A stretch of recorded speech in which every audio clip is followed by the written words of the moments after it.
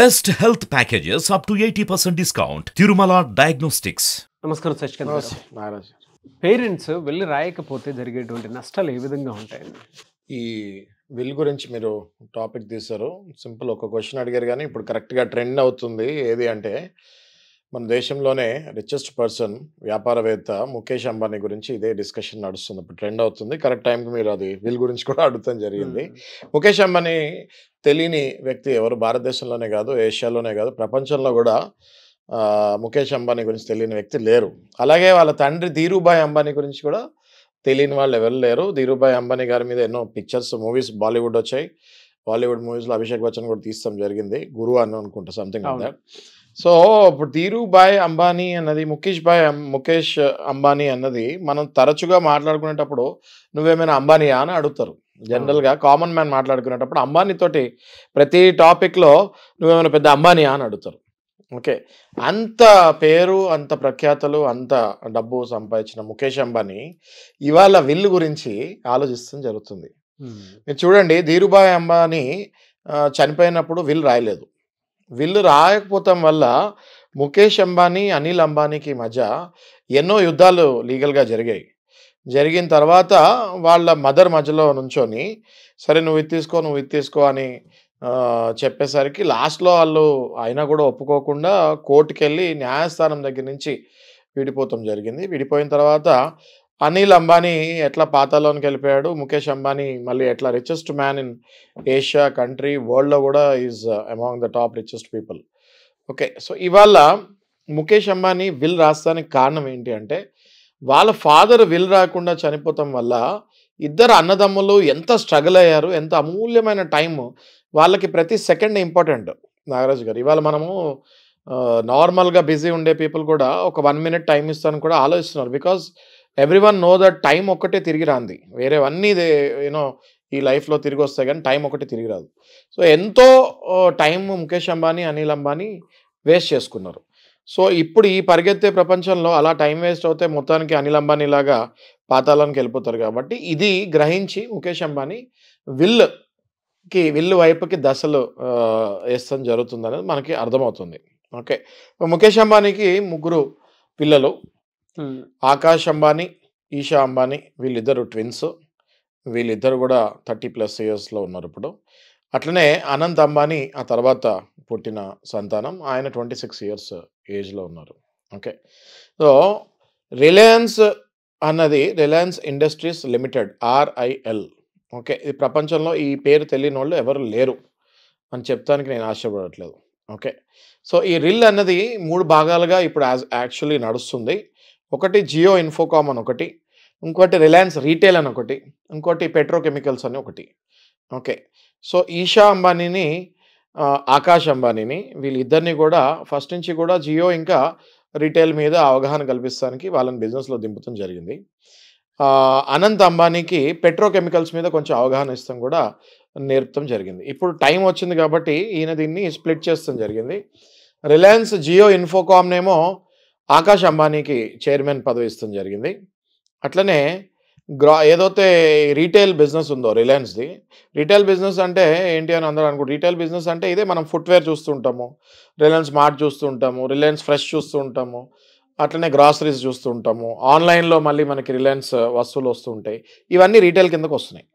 Okay, so ఈ retail business మొత్తం కూడా తన కూతురైన ఇషా అంబానీకి అప్పగిస్తాం జరిగింది. అట్లనే పెట్రోకెమికల్స్ వైపు చిన్న కొరకు అనంత్ అంబానీని ప్రోత్సహిస్తూ ఈ విల్లో ఈ రకంగా డివైడ్ చేస్తున్నట్టు మనకు తెలుస్తుంది. అయితే ఇందులో చాలా తెలివైన పని ముఖేష్ అంబానీ ఏం చేస్తాడంటే, మనందరికీ తెలుసు ప్రపంచంలో అతిపెద్ద స్టోర్ ఏదైనా ఉంది అంటే అది వాల్మార్ట్. రైట్, ఇప్పుడు వాల్మార్ట్ శామ్ వాల్టన్ అని దాని ఫౌండరు, దాని వ్యవస్థాపకుడు శామ్ వాల్టన్. ఈ శామ్ వాల్టన్ ఇదే రకంగా విల్ రాస్తాం జరిగింది. ఓకే, ఎలా రాశాడు శామ్ వాల్టన్ విల్ అంటే వాళ్ళ పిల్లలకి ఇచ్చుకుంటూ ఒక ట్రస్ట్ కూడా ఫామ్ చేసి ఆ ట్రస్ట్లో కూడా దానికి షేర్ పెట్టాడు. అలాగే సేమ్ శామ్ వాల్టన్నే ముఖేష్ అంబానీ కూడా ఫాలో అవుతున్నట్టు మనకి క్లియర్గా అర్థమవుతుంది. ఏదైతే RIL ఉందో దీన్ని 3 భాగాలుగా మీకు చెప్పాను కదా, జియో ఇన్ఫోకామ్ అని, రీటైల్ అని, పెట్రోకెమికల్స్ అని 3 భాగాలుగా విభజించి 3 పిల్లలకి అది ఇస్తూ మళ్ళీ రిలయన్స్కి ఒక ట్రస్ట్ ఫామ్ చేసుకొని ఆ ట్రస్ట్లో తన సతీమణి ఇద్దరు ప్లస్ వాళ్ళ కుటుంబ సభ్యులైన కొంతమంది ప్లస్ పాత ఎంప్లాయీస్ ఎవరైతే నమ్మకస్తులు ఉన్నారో వాళ్ళని కొంతమందిని పెట్టి 50% బిజినెస్ని ఆ ట్రస్ట్లోనే పెట్టి ఆ ట్రస్ట్కి 50% మిగతావి విభజించి విల్ రాస్తాం జరుగుతుందని మనం వింటున్నాము. ఇది చాలా తెలివైన పని. ఎందుకంటే పిల్లలకు ఒకసారి విల్ రాసేసిన తర్వాత ఇది నీది ఇది నీది ఇది నీది అనగానే ఇంకా వాళ్ళకి గుర్రాన్ని వదిలేసినట్టు అవుతుంది. సో అలా కాకుండా ముఖేష్ అంబానీ బతుకుండగానే విల్లు రాసుకుంటూ ఏం విల్లు రాశానో కూడా ప్రకటించుకుంటూ వాళ్ళని ఆ పని మీద పెడుతూ మళ్ళీ ట్రస్ట్ నుంచి వీళ్ళందరినీ కంట్రోల్ చేస్తూ, అంటే ఏమవుతుందంటే రేపొద్దున ముఖేష్ అంబానీ టైం అయిపోయేసరికి ముఖేష్ అంబానీకి క్లియర్గా వీళ్ళు ఎలా ఏ దారిలో వెళ్తున్నారు అన్నది తెలుస్తుంది. ఆ దారి బట్టి ఈయన విల్లు చేంజ్ చేయాలా వద్దా అన్నది ఆలోచించుకొని ప్రస్తుతం ఉన్న విల్లు లాస్ట్లో మళ్ళీ చేంజ్ చేసినా మనము ఆశ్చర్యపడక్కర్లేదు. ఓకే, సో ఇది చాలా టెక్నికల్గా Mukesh Ambani is doing very good job. Of course will have very brilliant lawyers working with him. they would have discussed among themselves before writing a will. ఈ విల్ ఇంతటితో లాస్ట్ అనుకుంటే చాలా తప్పు. ఈ ముగ్గురు పిల్లలకి ఏదైతే ఇస్తున్నాడో వీళ్ళు ముగ్గురు పిల్లలు ఎలా అయితే వెళ్తున్నారు, ఎలా కష్టపడుతున్నారు, వాళ్ళ స్టాఫ్ తోటి ఎలా ప్రవర్తిస్తున్నారు, ఎలా అభివృద్ధి చేస్తున్నారు, దానివల్ల దేశానికి ఎన్ని ఉపయోగాలు వస్తున్నాయి, వీళ్ళు అసలు కరెక్ట్ రూల్స్ ఫాలో అవుతున్నారు, ఇవన్నీ చూసుకొని లాస్ట్లో మళ్ళీ ఇంకో విల్ 100% రాస్తాడని నేను అనుకుంటున్నాను. ఓకే, అది ఆయన కూడా మరి హీ షుడ్ రివీల్ ఇట్ తర్వాతే తెలుస్తుంది మనకి ఇది. ఓకే, ఇది చాలా బాగుందండి, అద్భుతమైన టెక్నిక్ ఇది. చాలామంది ఇప్పుడు బిజినెస్లో చేసే వాళ్ళకి కానివ్వండి, లేకపోతే ఆస్తులు సంపాదించి అలా పెట్టుకున్న పెద్దవాళ్ళకి కానివ్వండి, ఇట్లాంటి విల్స్ ఒక ఆదర్శంగా తీసుకొని మనం కూడా ఇట్లాంటి విల్స్ని మనం కూడా ఉపయోగించుకొని రాయాలని నేను కోరుతున్నాను. అట్ ద సేమ్ టైం ఈ పెద్దవాళ్ళు ఎవరైతే ఉంటారో వీళ్ళ ఆస్తులు పంచకుండా ఒకవేళ చనిపోతే పిల్లలు దాని మీద చాలా లీగల్ ఫైట్ చేయాల్సి వస్తుంది. నేను చాలా కేసులు తరచుగా చూస్తుంటాను నాగరాజు గారు నా దగ్గరికి. ఇప్పుడు హైదరాబాదే ఫర్ ఎగ్జాంపుల్ తీసుకుంటే, హైదరాబాద్లో రాణిగంజ్ అని ఒక ఏరియా ఉంది. ఈ రాణిగంజ్ అనే ఏరియాలో చాలా బిల్డింగ్స్, పురాతనమైన బిల్డింగ్స్. ఇప్పుడు ఎట్లా ముఖేష్ అంబానీ ఆ స్టేజ్ నుంచి కష్టపడి వచ్చారో మన హైదరాబాద్లో కూడా ఇక్కడ రాణిగంజ్ ఉన్న ప్లేసెస్లో చాలామంది ట్రేడర్స్ చాలా కష్టపడి చాలా డబ్బులు సంపాదించుకుంటాం జరిగింది. పెద్ద పెద్ద బిల్డింగ్స్ ఉంటాయి అక్కడ. అవి ఇప్పుడు గోల్డ్ మైన్ అవన్నీ బిల్డింగ్స్. అక్కడ నేను ఒక కేసు చూస్తాం జరిగింది ఈ మధ్యకాలంలో. అక్కడ ఒక ఆయన ఇలాగే పాపం విల్ రాయకుండా చనిపోయారు. ఓకే, అందులో ఏం చేశాడంటే పెద్ద కొడుకేమో మొత్తం ఆక్రమించేసుకున్నాడు, చిన్న కొడుకు కొంచెం మెత్తగా. ఓకే, ఆ చిన్న కొడుక్కి కొన్ని 100 కోట్ల ఆస్తి కళ్ళ ముందు కనిపిస్తున్నా కూడా ఆయన ఇవాళ వాళ్ళ కొడుక్కి ఫీజు కడతానికి కూడా కట్టే పరిస్థితిలో లేకుండా అయిపోయాడు. ఆయన మా దగ్గరికి వస్తాం జరిగింది. ఇదే గనక వాళ్ళ తండ్రి విల్లు రాసుంటే ఈ పెద్ద కొడుకు కొన్ని 100 కోట్లు ఎంజాయ్ చేస్తున్నాడు, చిన్న కొడుకు పాపం రోడ్డు మీద తిరుగుతున్నాడు ఇప్పుడు. ఓకే, ఈ చిన్న కొడుకు కూడా బాగానే హ్యాపీగా ఉండేవాడు, పెద్ద కొడుకు కూడా సమానంగా హ్యాపీగానే ఉండేవాడు. రాయకుండా చనిపోవటం వల్ల ఇప్పుడు నేను మీ చిన్న ఉదాహరణ ఎందుకు ఇస్తున్నా అంటే, సేమ్ ధీరుభాయ్ అంబానీ కూడా వీళ్ళు రాయకుండా చనిపోవటం వల్ల చాలా కొట్టుకున్నారు వీళ్ళిద్దరు. అట్లాగే నేను ఈ చిన్న ఉదాహరణ హైదరాబాద్ కూడా ఎందుకు ఇస్తున్నా అంటే, నేను ఎన్నో చూస్తున్నాను. సో నేను అందరికీ పెద్దవాళ్ళకి రిక్వెస్ట్ చేసేది ఏంటి అంటే, ఒక 75-80 ఇయర్స్ ఆర్ ఒక 60 ఇయర్స్. ఇప్పుడు మనం చూసుకుంటే శామ్ వాల్టన్ ఇందాక మాట్లాడాం కదా, వాల్మార్ట్ ఫౌండర్, ఆయన 40 ఇయర్స్ ముందే విల్ రాస్తాడు. ఓకే, అంటే 40 ఏళ్ల ముందే ఆయన విల్ ఎందుకు రాస్తాడు? ఆస్తులు అంత పెద్ద పెద్ద ఆస్తులు ఉన్నప్పుడు మనం యంగా ఓల్డా అనేది మర్చిపోవాలి. ఒక 30 ఏళ్ళు 40 ఏళ్ల వ్యక్తి కూడా మీరు కష్టపడి సంపాదించుకొని మీరు కోట్లలోకి వెళ్ళిపోతే మీరు విల్ రాసేయాలి. ఎందుకంటే దెర్ ఇస్ నో గ్యారంటీ మనం 100 ఏళ్ళు బతుకుతామా, 80 ఏళ్ళు బతుకుతామా, మరొక నెక్స్ట్ క్షణం మనం ఉంటామో లేదో దెర్ ఇస్ నో గ్యారంటీ. కాబట్టి విల్ అన్నది కంపల్సరీ రాయాలి. విల్లు రాయకుండా మనం కనుక కాలం చేస్తే తర్వాత మన పిల్లలు చాలా ఇబ్బంది పడతారు. నారాజ్ గారు, సో ప్రస్తుతానికైతే తండ్రి చేసినటువంటి తప్పులు కొడుగ్గా నేను చేయకూడదు అనేటువంటి ఉద్దేశంతో విల్ రాయటం, అదే నాకు క్లియర్గా అర్థమవుతుంది. ముఖేష్ అంబానీ వాళ్ళ ధీరుభాయ్ గారు చేసిన తప్పు లేకపోతే అనుకోకుండా జరిగింది. ఓకే, దాని మళ్ళీ నా పిల్లలు కూడా అలా సఫర్ అవ్వకూడదు. ఎందుకంటే ధీరుభాయ్ అంబానీ ఎంతో కష్టపడి ఇప్పుడు ప్రపంచంలోనే ఆయన one of the richest and one of the brilliant industrialist ఆయన. ఓకే, RIL అంటే తెలియని వాళ్ళు ఎవరు లేరు, రిలయన్స్ ఇండస్ట్రీస్ లిమిటెడ్. అలాంటిది ఆయన రీటైల్లో, టెలికాంలో, పెట్రోకెమికల్స్లో ఇంత అభివృద్ధి సాధించిన తర్వాత ఆయన ఆ తప్పు చేస్తే పిల్లలు 100% కొట్టుకుంటాం వల్ల ఏమవుతుందంటే వ్యవస్థలు కుప్ప కూలుతాయి. అట్లా అనిల్ అంబానీ విషయంలో ఆల్రెడీ జరిగింది, మనం చూసాం. ఆయన పాతాళానికి వెళ్ళిపోయాడు. Right, so Mukesh Ambani he's taken a very good stand, good step and he's given a good message to the entire country అని నాకు అనిపిస్తుంది. ఓకే.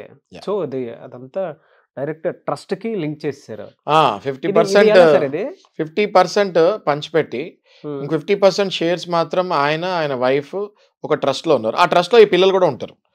అదే ట్రస్ట్ లో ఈ ముగ్గురు కూడా ఉంటారు. దాంతోపాటు కొంతమంది నమ్మకమైన విజ్ఞానవంతులు సీనియర్స్ కూడా ఉంటారు. ఆ ట్రస్ట్ అలా ఉండటం వల్ల ఏమవుతుంది అంటే పిల్లలు ఏదైనా డెసిషన్ తీసుకోవాలి అన్నప్పుడు ఆ ట్రస్ట్కి కూడా చెప్పాలి. ఆ ట్రస్ట్కి ఆ డెసిషన్లో ఏదైనా కొంచెం మనకి లాస్ అయ్యేటట్టు ఉంది అన్నప్పుడు డిస్కషన్ పెడతారు. అంతా ట్రస్ట్ ఓకే అయిన తర్వాతనే ఆ డెసిషన్ తీసుకుంటాం జరుగుతుంది. దానివల్ల గుర్రానికి కళ్ళం వేస్తుంటే అవుతుంది. రైట్, ఇష్టం వచ్చిన దారిలో పరిగెత్తకుండా గుర్రానికి కళ్ళం వేస్తుంటే అవుతుంది.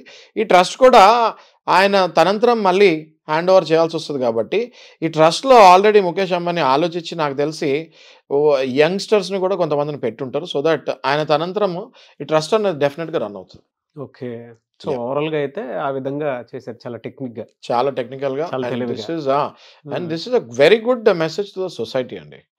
ఎంతో మంది ఎన్నో బిజినెస్లు చేసి మనం రేమాండ్స్ ఎగ్జాంపుల్ చూసాం కదా, మన సుమన్ టీవీలోనే మనం వీడియో చేస్తాం కూడా జరిగినట్టుంది.